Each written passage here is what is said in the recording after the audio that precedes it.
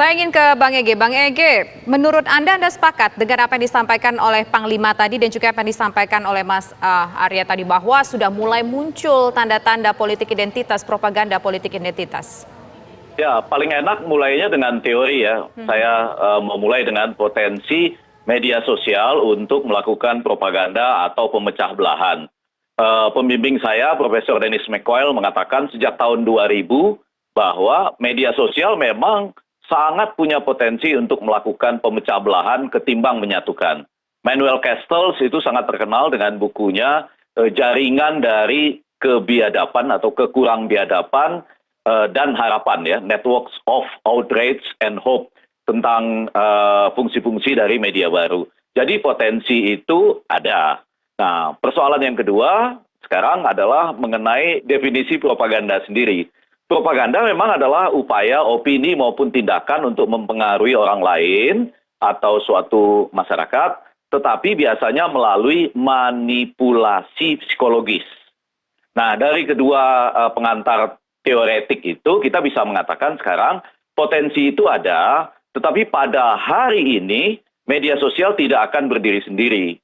Jadi dia umumnya menyampaikan apa yang terjadi pada dunia empirik, dunia nyata, lalu naik ke dunia maya. Jadi misalnya kalau kita bicara sebelum nanti menemukan hashtagnya, ya isi media sosial pada hari-hari ini ya tetap saja soal penurunan baliho, karangan bunga, kemudian juga pembubaran atau hal-hal semacam itu. Jadi bahwa itu kemudian dibaca dalam sebuah hashtag dan dianggap punya potensi, saya rasa Panglima benar. Tapi dia tidak terpisah dari kenyataan atau masalah empirik yang kita debatkan sehari-hari di dunia nyata. Misalnya, apakah TNI memang ada urusannya dengan penurunan baliho misalnya.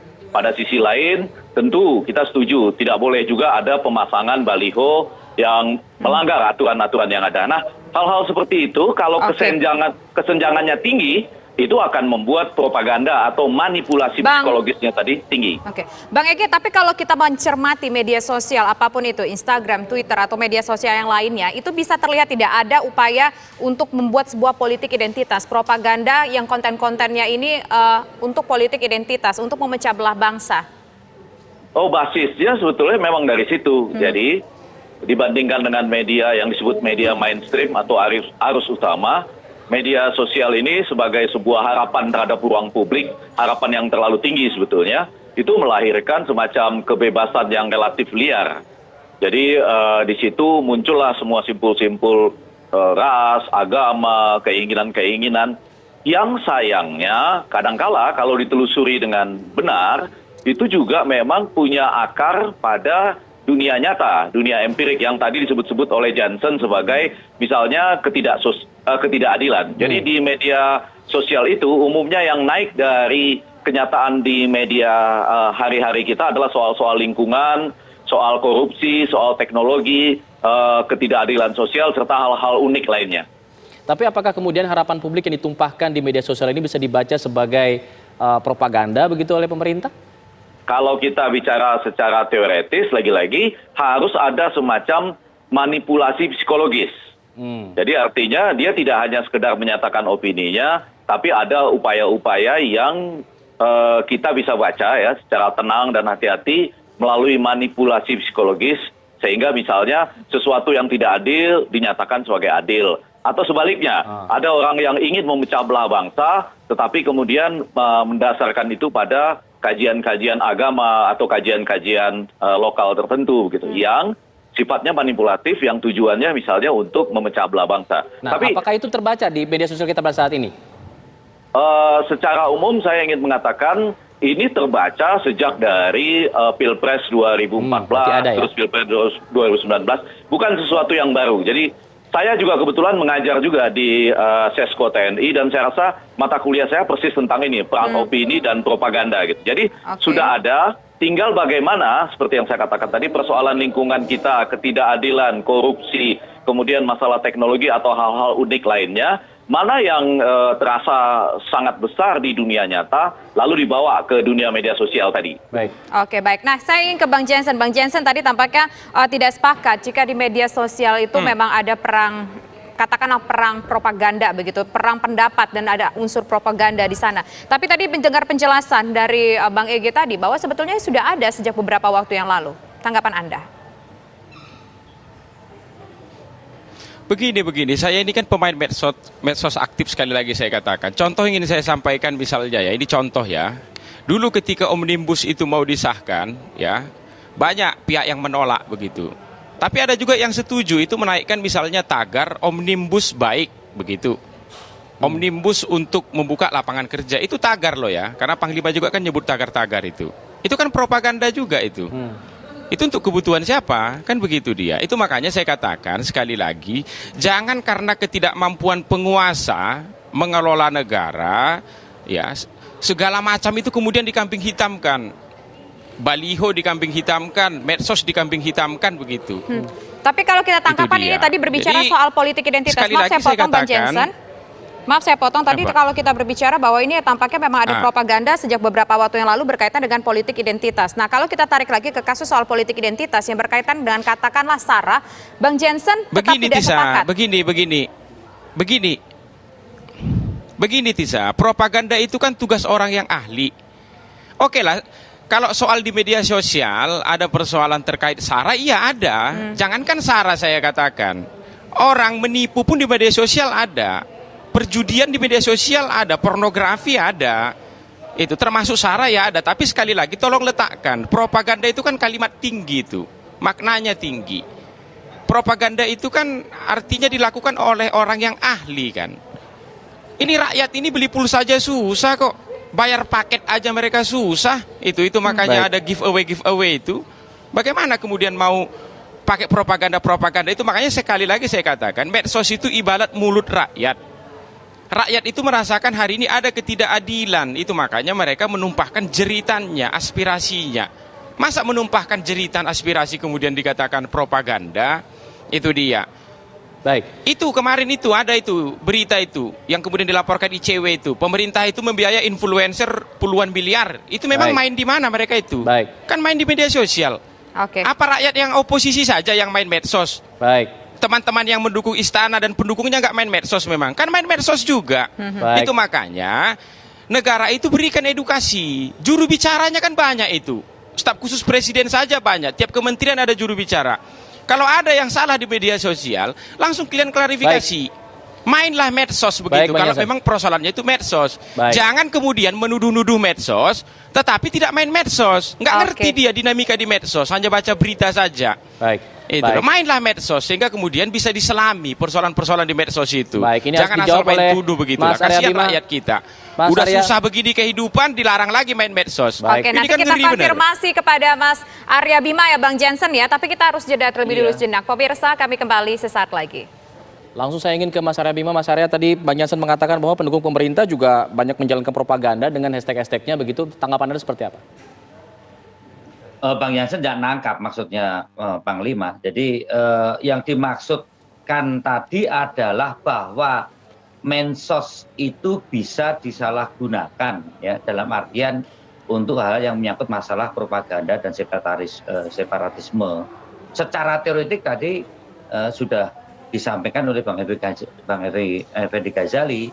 Ya, secara faktual ya kita tidak usah terlalu naif lah bahwa kasus-kasus politik di sejumlah negara yang akhirnya menjadi negara barbarian dan berantakan seperti Suriah dan Arab Spring lainnya itu adalah dimulai dari penggunaan mensos yang terkait dengan gerakan propaganda dan separatisme. Tetapi sekali lagi kalau mensos dalam membangun demokrasi yang partisipatif, kalau mensos itu digunakan sebagai sumber informasi, kalau mensos itu digunakan sebagai alat untuk menyebarkan informasi yang positif seperti yang Mas Arya, katakan. mohon maaf saya potong dulu. Dibelenggu sama pemerintah. Mohon maaf saya potong dulu karena kita harus mendengarkan kumandang azan maghrib untuk wilayah DKI Jakarta dan sekitarnya berikut ini. Saya ingin kembali kepada Mas Arya Bima. Mas, begini, ini kan artinya ada kekhawatiran, ada ketakutan dari pemerintah. Apa sebetulnya paling ditakuti oleh pemerintah sampai-sampai Panglima pun harus memberikan peringatan ataupun warning soal adanya propaganda, bahaya propaganda di media sosial, Mas? Oh, salah pendapat Visa salah. Kenapa? Ini yang ditakuti kita sebagai bangsa. ini fakta yang harus kita waspadai bersama. Juga saya, juga Pak Jansen, bukan seperti apa yang disampaikan Pak Jansen tadi, hal-hal yang menyangkut partisipasi dalam konteks demokrasi, iya, itu mensos. Yang sekarang jadi masalah ini. Baik, ada masalah komunikasi dengan Mas Arya Bima. Kita beralih dulu ke Bang Effendi Ghazali. Bang Effendi, mungkin Anda bisa menanggapi mengenai hal ini apa yang disampaikan Bang Jansen dan juga apa yang disampaikan tadi Mas Arya Bima.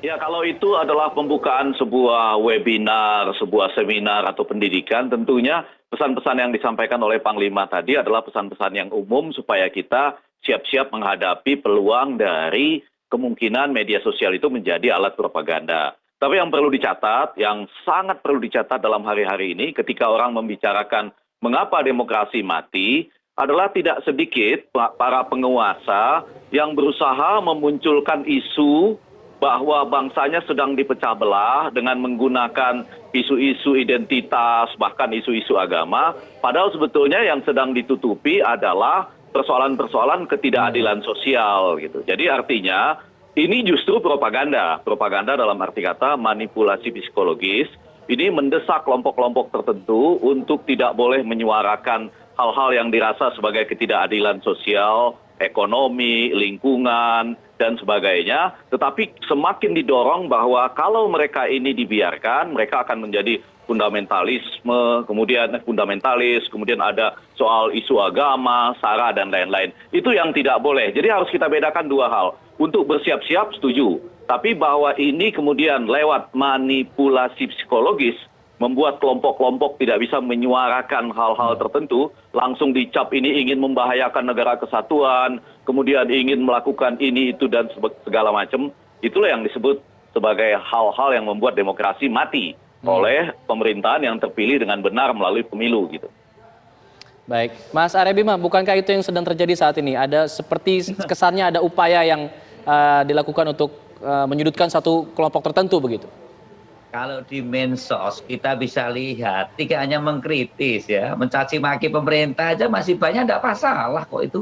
Kita bisa lihat di mensos tiap hari caci makian itu terjadi. Itu bukan sesuatu yang dimaksudkan oleh Panglima bahwa propaganda oleh separatisme, tapi bahwa hal-hal yang menyangkut informasi materi mensos yang memperkuat faktor kita terbelah dan terpecah ini sekarang menguat. Harus diimbangi dengan faktor-faktor yang kita semakin bisa rukun dan kita lebih memperkuat pada aspek persatuan. Ini yang saya kira PR buat kita antara yang kritis sama yang di pemerintah. Bukan berarti saya sepakat dengan Bang Effendi, jangan sampai kemudian pemerintah ini represif terhadap iklim demokrasi di era disrupsi saat ini, bahwa penggunaan mensos dalam rangka menumbuhkan iklim kita berdemokrasi itu kemudian diberangus. Tapi kalau demokrasi juga dipakai sebagai alat kebebasan tanpa melaksanakan kewajiban kita dalam konteks tadi berdemokrasi, memberi penguatan pada aspek persatuan kebangsaan dan memperkuat NKRI, inilah yang juga kita harus kritis secara bersama-sama. Kita kan tujuannya tidak berdemokrasi, tujuan kita kan tidak berpemilu, tujuan kita kan bagaimana hidup sejahtera dalam konteks berbangsa dan negara dalam negara kesatuan Republik Indonesia. Nah, faktor-faktor penguatan dalam konteks berbangsa dan bernegara dalam negara kesatuan Republik Indonesia yang berbineka tunggal ika ini akhir-akhir ini melemah ya dalam pembicaraan-pembicaraan di mensos. Ini yang harus menjadi catatan-catatan kita, dan itu dimanfaatkan oleh kelompok-kelompok separatis dengan propaganda yang menimpali. Saya kira itu.